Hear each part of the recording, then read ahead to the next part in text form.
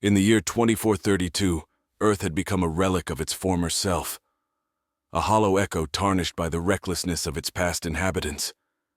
Humanity had faded into extinction, a result of their relentless exploitation of the planet's resources. What remained of Earth was overseen by the Raltarians, a highly advanced alien species from the constellation of Lyra, known for their azure skin and luminescent eyes. They had watched humans from afar, documenting their rise and fall with a mixture of fascination and caution. Among the Raltarians, a group of young scientists harbored a peculiar interest in the extinct humans. Led by Zara, a brilliant geneticist with a rebellious streak, they aimed to resurrect a human from the DNA remnants stored in the old databanks of Earth's defunct gene repositories. Their project was controversial, deemed unnecessary by many of their kind who believed it best to let the humans remain a closed chapter in the cosmic ledger. However, Zara's team saw potential in understanding the species that had once dominated this vibrant planet. The revival was to take place in a secluded laboratory that once belonged to Earth's leading geneticists. This lab, encased in a dome of biosynthetic glass, offered a panoramic view of the regenerating Earth, now lush with new alien flora that the Raltarians had introduced to stabilize the dying biosphere.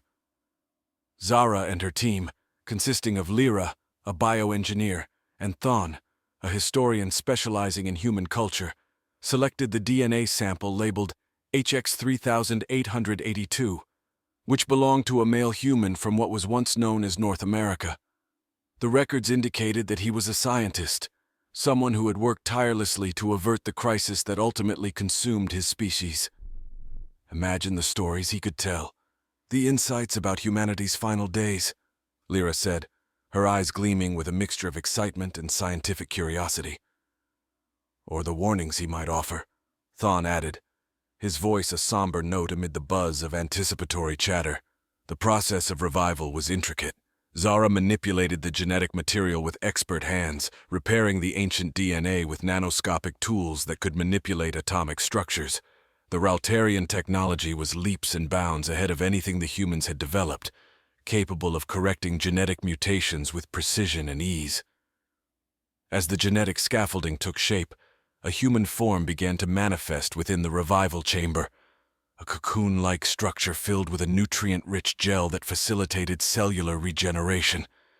Bit by bit, organs materialized, nerves intertwined, and skin wrapped itself around the emerging figure. After days of meticulous work and adjustments, the chamber signaled completion. The team gathered around as the gel drained away, revealing the first human to walk the Earth in over 2 centuries. He was perfectly preserved, as if plucked from his own time just before the extinction event. The human's eyes fluttered open, confusion etched across his features as he took in his surroundings and the trio of alien figures before him. Zara stepped forward, her voice calm and reassuring. "Welcome back. You're safe here. I'm Zara, and we've brought you back to learn, to understand what was lost with your world." The man looked at them, his expression a mix of awe and profound disorientation. "Where am I? What happened?" he asked, his voice hoarse from disuse. "You're on Earth, or what's left of it," Thon replied. "Humanity. Your species didn't survive, but we're here to help you understand, to share your history and perhaps learn from it." As the initial shock faded, a cautious hope kindled in the human's eyes.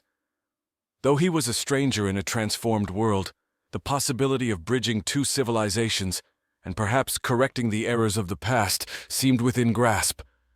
Zara smiled. "Let's start at the beginning." The human, whose name was identified as Michael through the revival records, spent the initial days following his resurrection in a state of bewildered observation. He was housed in a specially constructed environment that mimicked the conditions of early 21st century Earth to ease his transition. This environment was a striking contrast to the technologically advanced world outside, a blend of Earth's natural beauty and Raltarian innovation.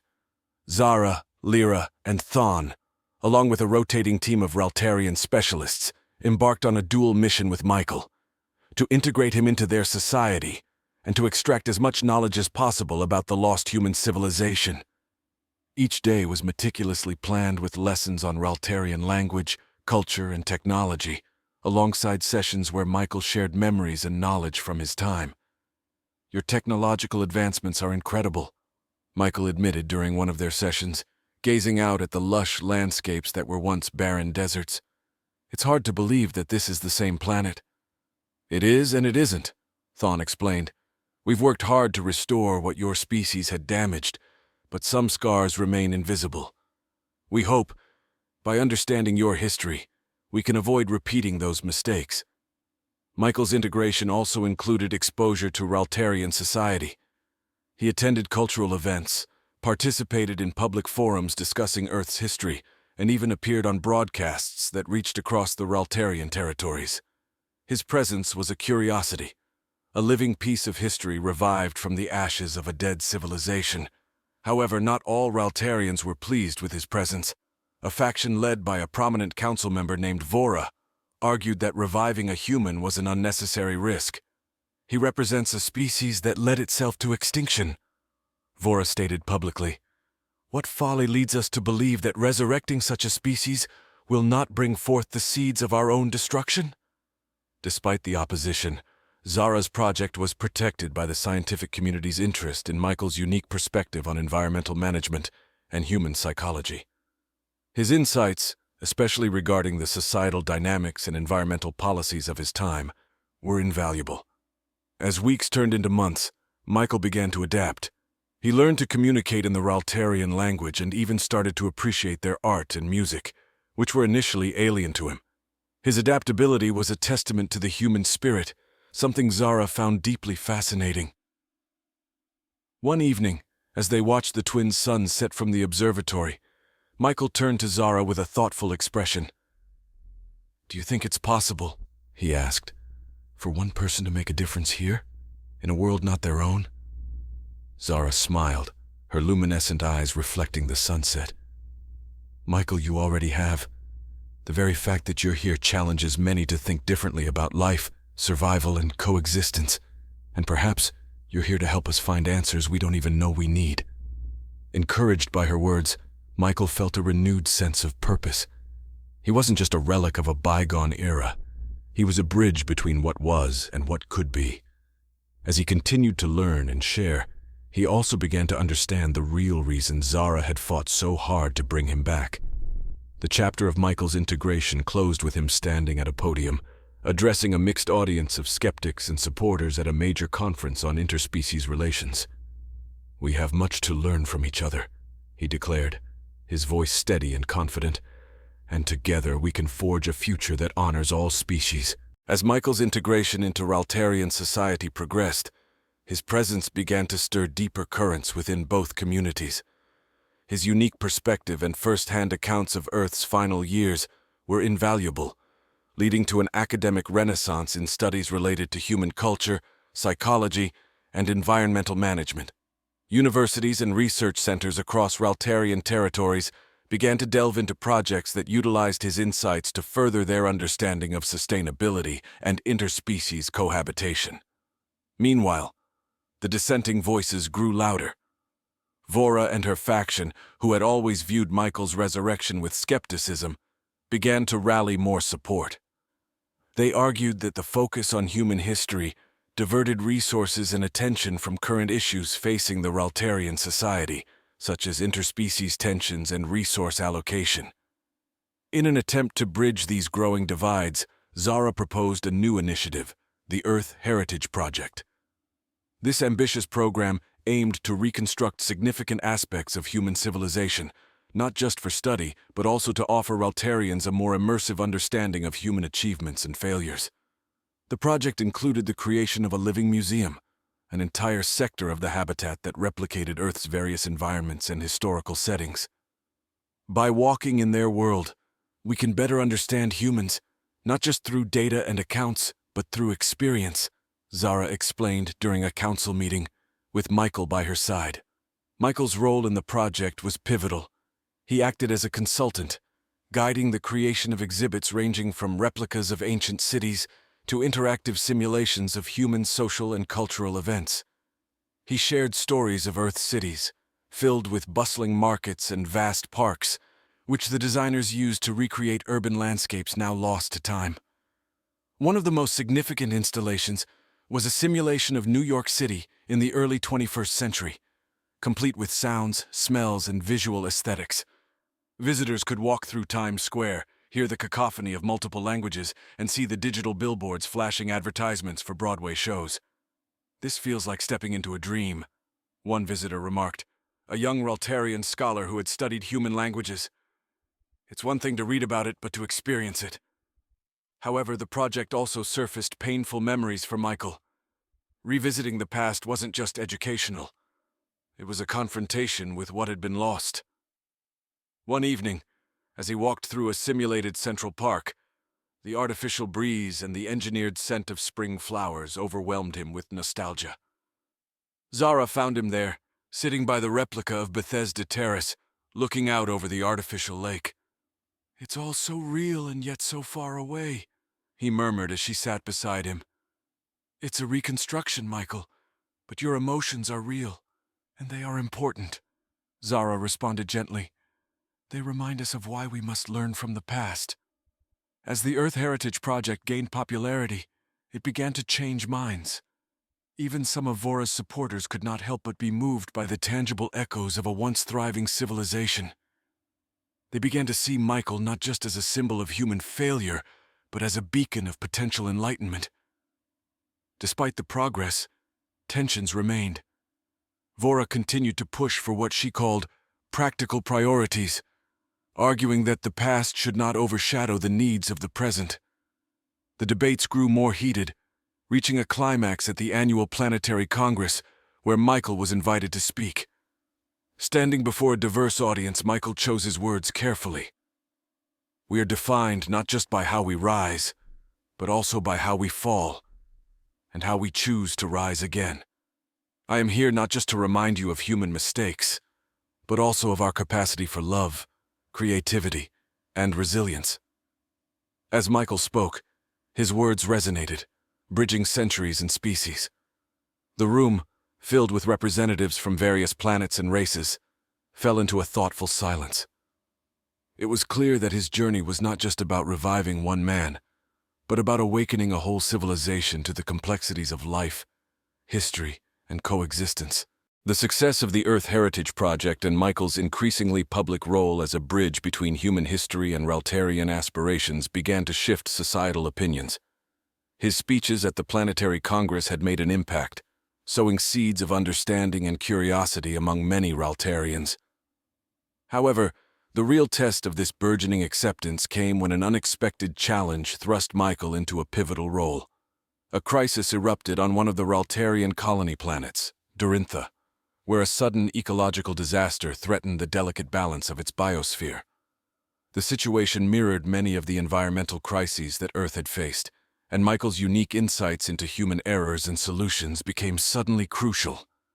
Zara, seeing an opportunity for Michael to contribute meaningfully, proposed that he lead a task force to Dorintha. "Your experience with Earth's environmental challenges could help prevent a catastrophe here," she argued to the Council. With the Council's reluctant approval, Michael, accompanied by Zara and a team of Raltarian scientists, traveled to Dorintha. The planet was a stark landscape of towering fungal forests and deep, acidic oceans, now jeopardized by an invasive species that was disrupting the native ecosystem. Upon arriving, Michael's human perspective was immediately beneficial. He approached the problem not just through scientific analysis, but with a holistic view that considered social and economic impacts, much like the multifaceted approach that had been too little used on Earth. "We need to integrate environmental recovery with the local community's way of life," Michael advised during a strategy meeting. On Earth, many efforts failed because they ignored the human element, the needs and habits of the people affected. Under Michael's guidance, the team developed a plan that combined advanced Raltarian technology with strategies borrowed from Earth's history, including bioremediation techniques and community-based conservation efforts. His approach garnered respect and even admiration from his Raltarian colleagues, who had never considered such an integration of science and social structure. Back on the main Raltarian world, news of the efforts on Dorintha sparked a media frenzy. Michael's involvement was highlighted as a testament to the value of his resurrection and the Earth Heritage Project. Public opinion, once divided, began to lean more favorably towards the integration of human insights into Raltarian society. However, success on Dorintha also intensified the scrutiny on Michael. Vora used this attention to raise concerns about dependency on a single human's perspectives. "We must not lean too heavily on past wisdom to solve present problems," she cautioned in a widely broadcast debate. "What happens when we face issues for which Earth has no precedent?" Despite Vora's objections, the successful resolution of the crisis on Dorintha led to a new initiative, championed by Zara and supported by the Council. This initiative, named the Coexistence Protocol, aimed to incorporate lessons from Earth's history into the educational curriculums and policy-making processes throughout Raltarian territories. Michael found himself at the heart of this initiative, working with educators, historians, and policymakers to develop a framework that would ensure future generations of Raltarians would learn from both the triumphs and tragedies of Earth. As the months passed, the Coexistence Protocol began to take shape. Michael's role evolved from that of an advisor to a key architect of a new era of interstellar environmental policy and education. He traveled between planets, speaking about the importance of learning from the past while looking to the future. One evening, while watching the sunset on a newly terraformed beach on Dorintha, Michael reflected on his journey. Beside him, Zara smiled, noting the change in him. "You've become much more than what we brought back," she said. "You're not just a memory of Earth anymore. You're a part of our future." Michael looked out at the horizon, where the light of the setting sun met the alien sea, and felt a profound connection to his new home. "Maybe this is what it means to be human," he thought. "Not just surviving, but thriving through change and helping others do the same." As the Coexistence Protocol became a cornerstone of Raltarian policy, Michael's influence continued to expand, shaping not only environmental strategies, but also broader cultural interactions. The success on Dorintha had elevated him to almost a symbolic figure, representing the potential benefits of integrating diverse perspectives into societal planning and development. However, with his rising status came new challenges and deeper introspections about his role in this alien society. One afternoon, while reviewing new educational modules for the Coexistence Protocol, Michael stumbled upon a section discussing the psychological impacts of isolation and cultural displacement. The material resonated deeply with him, highlighting emotions and struggles he had often pushed aside in his commitment to his work. It dawned on him how much of his own experience mirrored the theories he was reading about. Seeking a deeper understanding of his own feelings, Michael approached Zara with a request to take a brief sabbatical to visit Earth, or what was left of it. "I need to reconnect with my roots," he explained, "to reflect on what it means to carry forward a legacy that is both treasured and fraught with mistakes." Zara, understanding the importance of his request, arranged for a small ship to take him back to Earth. The planet was still under the care of the Raltarians, slowly healing from centuries of neglect and misuse.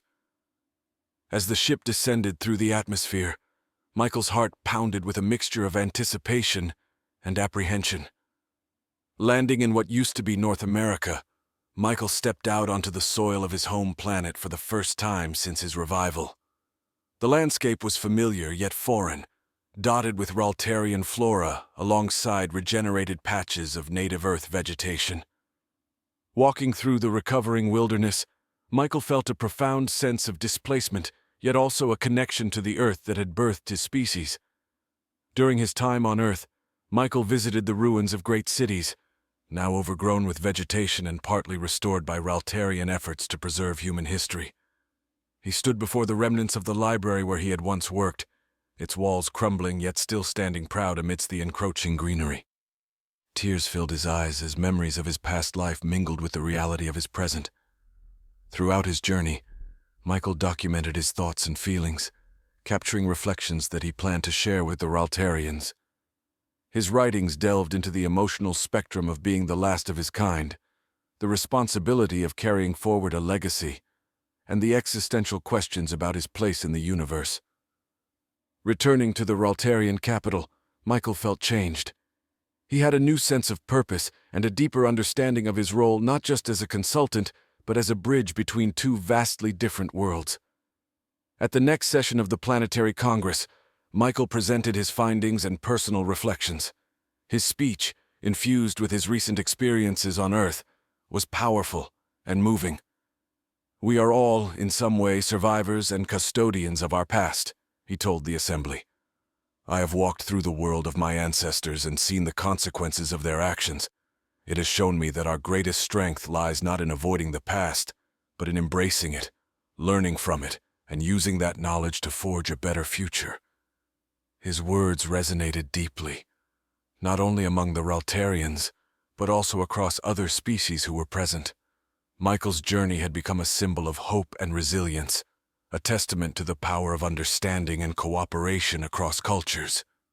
As the Congress applauded, Vora, who had been a vocal critic, approached Michael. "I may not always agree with you," she conceded, "but I cannot deny the impact of your words and your commitment to our shared future." With renewed resolve, Michael continued his work, now not only as a consultant on environmental issues, but also as a key figure in shaping interstellar cultural understanding.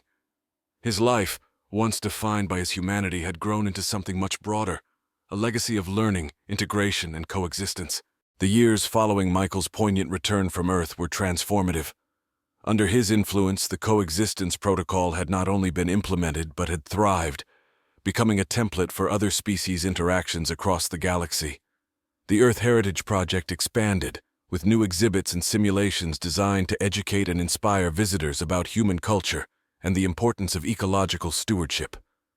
Michael's role gradually evolved from that of an advisor and implementer to that of an elder statesman within the Raltarian community. His insights and experiences were sought after by leaders from various worlds, eager to understand the human perspective on governance, ethics, and survival. His life had become a bridge not only between Raltarians and humanity, but between the past and a hopeful future. As Michael grew older, he became deeply involved in the establishment of an interstellar council designed to address the galaxy's most pressing issues, from ecological crises to interspecies disputes. His ability to empathize and mediate, honed through decades of navigating his own complex identity, made him a respected figure on the galactic stage. In his later years, Michael initiated the Michael Heritage Foundation, a non-profit dedicated to the preservation of extinct species, cultures, and histories. The foundation, supported by numerous civilizations, became a beacon of learning, promoting the idea that the memory of a species should not vanish with its last breath, but should be preserved and learned from. Zara, who remained by Michael's side through these developments, noticed a subtle shift in him. Despite his achievements and the respect he commanded, there was a wistfulness in his eyes when they discussed the future. "What's on your mind?" she asked him one evening, as they walked through the simulated Earth garden that had been his sanctuary for many years. "I've been thinking about legacy," Michael replied, his gaze fixed on a blooming rose, a replica of those once common on Earth. "Not just mine, but ours. What we leave behind is what defines us." Zara nodded, understanding the depth of his reflection. "And what do you believe we're leaving behind, Michael?" "Hope," he said simply. "Hope that despite our flaws and our failures, we can learn, adapt, and maybe, just maybe, create a better path than the one we started on." Not long after this conversation, Michael began to compile his memoirs, a detailed account of his revival, integration, and the lessons he'd learned and taught. He worked closely with historians and scholars to ensure that his account was not just a narrative of his life, but a reflection of the broader implications of humanity's history and its interactions with other species. When Michael eventually passed away, his death was marked by a galaxy-wide moment of remembrance. Dignitaries from numerous planets attended his memorial service, held in the Earth Heritage Park on the Raltarian capital. His memoirs, released posthumously, became a bestseller, treasured not just by those seeking to understand humanity, but by all who strove to understand the complexities of life and coexistence. His tombstone, a simple plaque made of earth granite, bore his name and a quote from his memoirs. "In our shared sky, every star has a story. Let us listen so that none may fade in silence." The legacy of Michael, the last human, continued to resonate across the stars. Schools taught his principles, and the foundation he established thrived, ensuring that the echoes of Earth's culture and the lessons learned from its history continued to enlighten future generations. As the years turned into centuries, Michael's story, a tale of resurrection, integration, and legacy, became a legend, a guiding light for interspecies relations and a reminder that from even the greatest tragedies, hope and understanding can emerge.